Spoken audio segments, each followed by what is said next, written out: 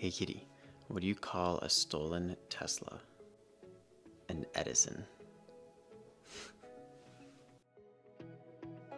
A quick extra large thanks to everyone who comments and shares my videos. The YouTube algorithm actually selects the creators that get more comments and shares on their YouTube videos. And so I've been getting some messages from some old coworkers and from friends saying they've been seeing my videos pop up in their recommended feed. So that's actually just because of you guys. And thank you to everyone who's been sending me messages with questions about Teslas and just wanting to talk. I love reading every single one. If you have a question you want to chat, my email's in the description below.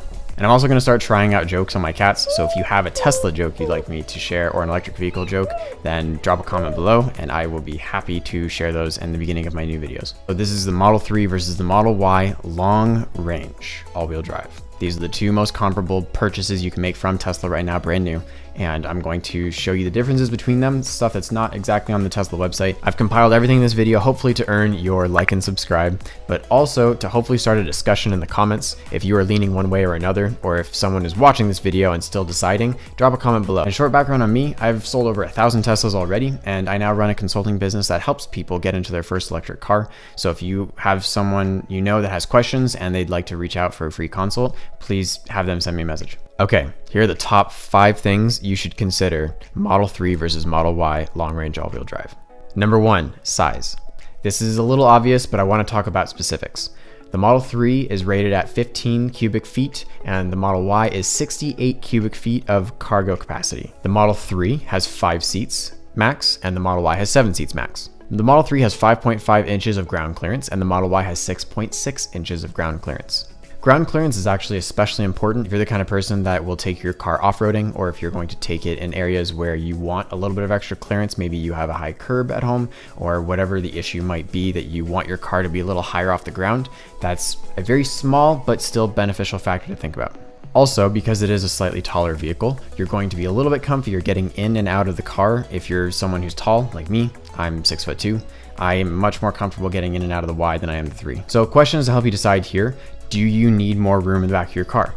Do you have kids? Do you have hockey gear that needs to go with them to practice? Do you have real estate signs that need to come with you to work? Whatever the case, if you need extra storage in the back, the Y is going to be beneficial here.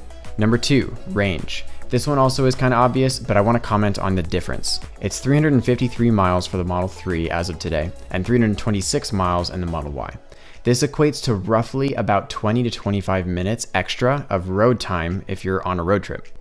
That also means that if you're on a road trip already and you're expecting about 3 to 3.5 hours of being able to drive without needing to stop and charge, it's not a huge difference. In my opinion, if you don't have an extreme need for that range, I would say don't let that be a huge factor in your decision.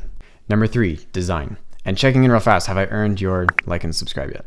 On the exterior, the Model 3 is the more aggressive of the two in terms of design. It's a little bit flatter, a little bit longer, a little bit more of an aggressive design. In contrast, the Model Y is taller, a little bit wider, chubbier, if you will. I've seen it described online. However, if you're in the inside of the car, the Model Y is really, really cool, especially because of the roof. You don't have that crossbeam like you do in the Model 3. And so in the Model Y, you have a huge panoramic glass roof that kind of shows you everything above you. I hear frequently that people are extremely impressed with that when they're first getting into the car. Number 4, resale value. The Model 3 first started selling at the end of 2017. The Model Y just started delivering in Q1 of 2020 last year.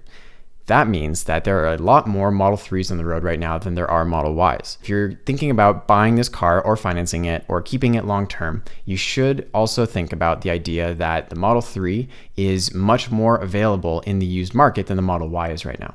In the future, that'll change. But if you only keep your car every few years or maybe every 5 years, then it's possible that in 5 years, there still will be more Model 3s than Model Ys on the used market. So your Model 3 might not hold as much value as your Model Y would. And lastly, I want to talk about performance. This is obviously one of the fun parts of the car. There's not a huge difference between the 3 and the Y. The Model 3 gets 0 to 60 in 4.2 seconds. The Model Y gets it in 4.8 seconds. If you're used to performance cars and you've driven a lot of them, then you'll know that a 0.6 second difference is not huge. If you enjoy performance all the same, like I do, then you will have just a little bit extra fun in the Model 3. Top speed difference on them too is not very huge. The Model 3 will get 145 miles an hour. The Model Y will get 135 miles an hour. I still to this day have not heard of a logical reason that you would need a better top speed. If you can think of one, please drop a comment below. I've talked about this with many people, and you really can't legally do that in very many places. But if you can think of a reason, please let me know. Overall, you'll find that the Model 3 and the Model Y are very similar. The 3 is definitely limited by its size and its seating capacity. The Y is definitely going to be larger, but not as sporty, and definitely more of a utility vehicle. So which one are you leaning towards? Let me know in the comments. And thank you very much for watching again. It really does make me excited to see people watching my videos and enjoying them. And check out my video up here on the different wheels that the Model Y is offered in and the different pros and cons of each. Thank you sincerely for watching.